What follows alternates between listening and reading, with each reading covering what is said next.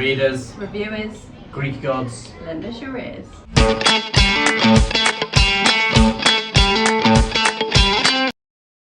And a huge thank you to all of our Patreons. Thank you to the Pit Fighters, the First Swords, and all of the Bright Stars, Truth and Courage. Yasu from the Brothers Gwyn. I am Ed, this is my lovely lady Mercedes. We are currently in Crete on a lovely family holiday. We want to talk about the books that we have brought with us. I mean, our suitcases were incredibly overweight. Really overweight, they've been eating way too much. They're on a diet now, but we did bring quite a few books with us.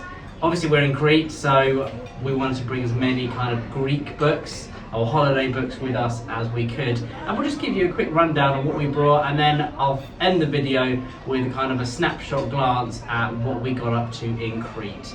So it will go out, this video will probably go out middle of August, but it's our TBR for August whilst we are on holiday.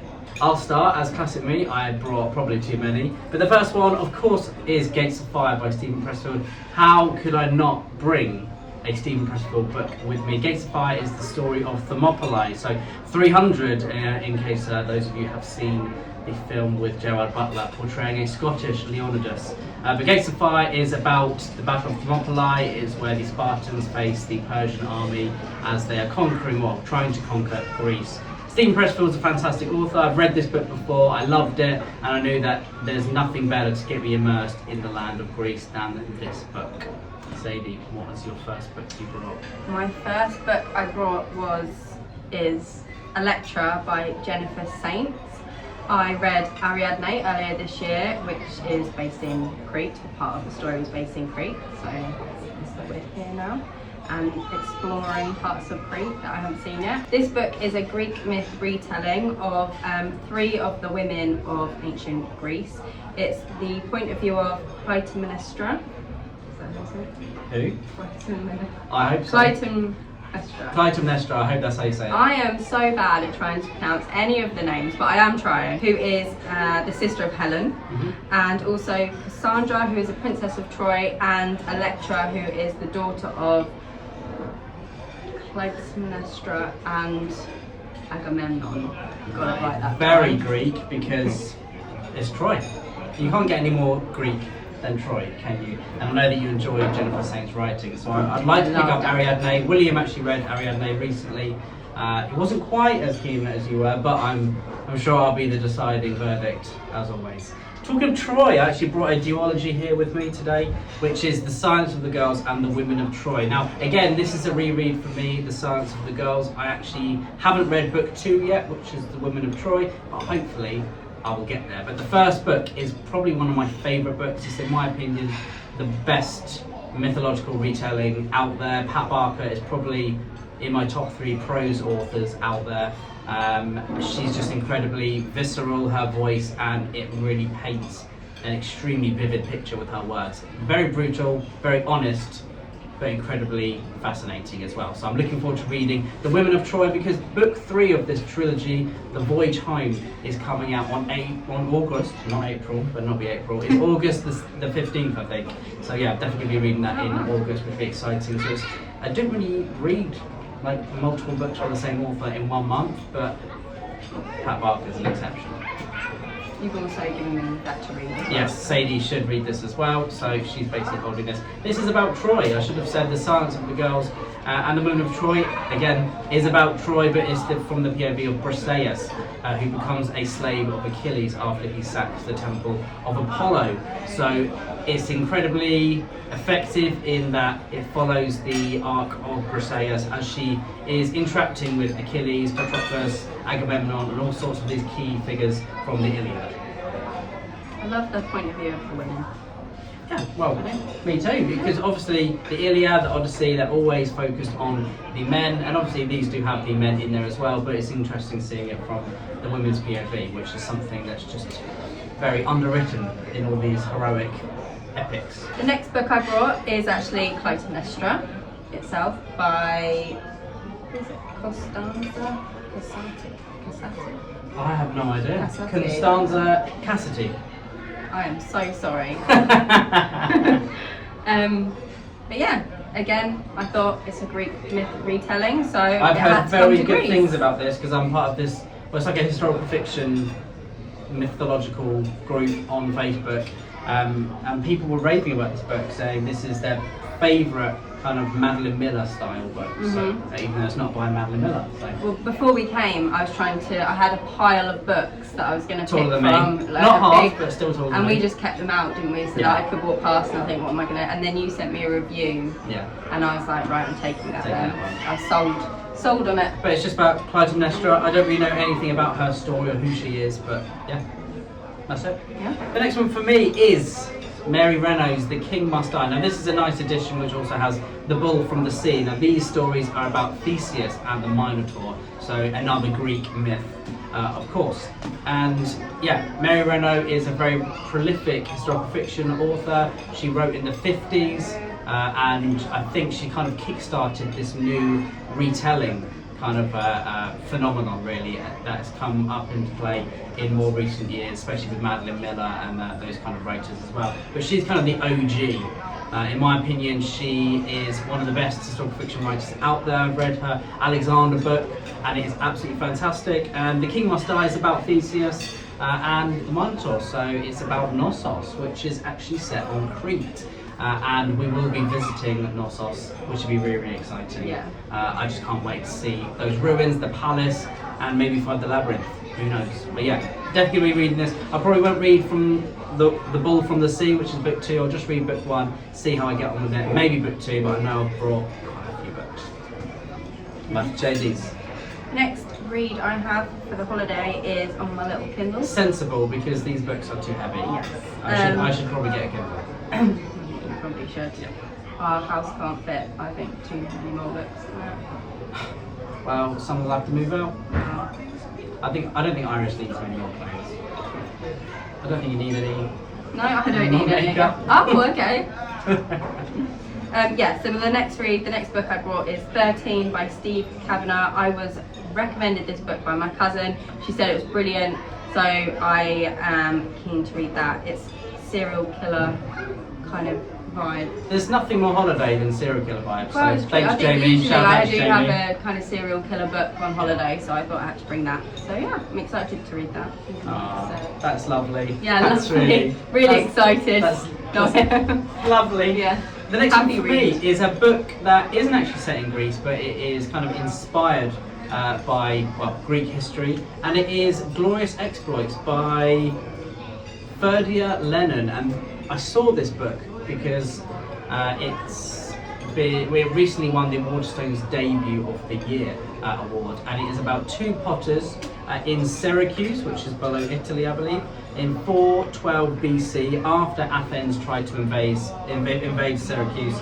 There are thousands of Athenian prisoners who are stuck in this quarry in Syracuse as they have been defeated, and these two local potters who have recently lost their jobs want to kind of hire them to act out some Euripides plays, who did Medea and the Women of Troy as well. I think he did some, the Trojan Women, I think it was called. But so he's an Athenian playwright, and who better to act out an Athenian playwright's play than Athenian soldiers? And it's about their story. And I've heard amazing things about it. I've heard that Ferdia Lennon is a great writer. It's full of humour. It's also pretty daft. But I've heard it's very, very poignant as well, so I'm really looking forward to it. And it's nice to read kind of, a newer book as well. And supporting your debut is always fun. And it's a hardback, so that's extra heavy. Great. I'm hoping the noises of people eating is getting everyone happy about reading. We are in our hotel at the moment, so hopefully that's getting people.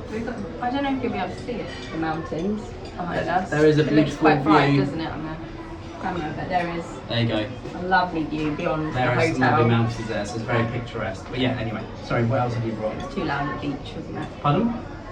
My next book is 28 Summers by Ellen Hildebrand.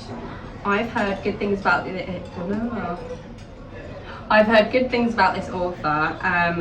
I have a lot of her books on my TBR, so I thought I just kind of decided.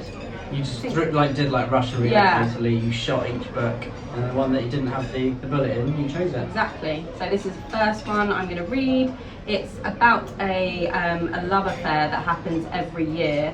Yeah, that's all I kind of know really. Does it happen for 28 summers? I think so. I thought so. Mhm. Very nice. Well, I hope you enjoy it. Thank you. So it's a romance. It's a romance. Let us know in the comments below if you've read anything by, say the woman's Yeah. name again. Ellen Hildebrand. Yeah. Well done. Let us know if you've read any and if you like them. And the last one for me is again another Stephen Pressfield book, and it is Alexander: The Virtues of War. Stephen Pressfield is one of my favourite historical fiction authors. He writes ancient Greece like no one else, in my opinion, and I'm really excited to see how he writes Alexander. I've heard very good things about this book. It is the story of Alexander the Great, but told from his own perspective. So he's kind of chronicling his own story to a member of his family, I believe, or I think it's his wife's younger brother he's telling about his life. So, I mean, to me, that's really exciting. Stephen Pressfield is a fantastic author, so I'm buzzing to read this. This one's a very beaten up copy, so I'll probably take this one to the beach and see if it gets even more beaten up. But it's very red. It's nice and red. But yeah, that is my last one. So 1, 2, 3, 4, 5, 6 books. Hopefully I can get through them We'll see. in our holiday. We shall see. Sadie, what's your last one that My you bought? last book is A Thousand Splendid Suns by Khaled Hosseini. I've heard amazing things about Yeah. this. I've heard you will cry. I know. Like a lot. Again, this I think this is like an ugly crying book. Oh no. Yeah. I don't want to be doing that at the beach, do I? Well, But- at least you can just say it's the water from the sea. Yeah, yeah. I mean, this has been on my TBR for a long time as well, Yeah. and I keep going to read it and then putting it off because I don't know if I'd be able to cope with it. But And the holiday needs some tears. yeah, And it's better their tears from reading a book than yeah. Well, yeah. too much eating. Yeah. So, yeah. That is our August TBR for our holiday. Lots of Greek stuff there, lots of stuff that isn't Greek as well. But let us know, what books have you read or would like to read that are set in ancient or modern Greece? I'd love to find out some more, find out what you guys like. But yeah, we're going to be visiting Knossos, we're going to be visiting Spinalonga, which you are very keen to visit because you recently read a book, haven't you? Well, it's my reread. It's I your read it reread. years ago and then read it. I listened to it recently. The Island by Victoria Hislop. Of course. I think it's Victoria Hislop. Yeah. Yeah, great book. So yeah. So all these places set in Crete, Yeah. and we are very excited. Thanks for sticking with us. It was just a nice short video, but I will end it, like I said earlier on in the video, with a kind of quick glimpse at what we were up to in Crete. There'll be lots of walking, I'm sure, lots of food, lots of Iris going a bit crazy, and lots of the sea. But yeah, in the meantime, stay safe, truth and courage, the family win. Yay! Yay! Say bye-bye! Bye-bye! Yay!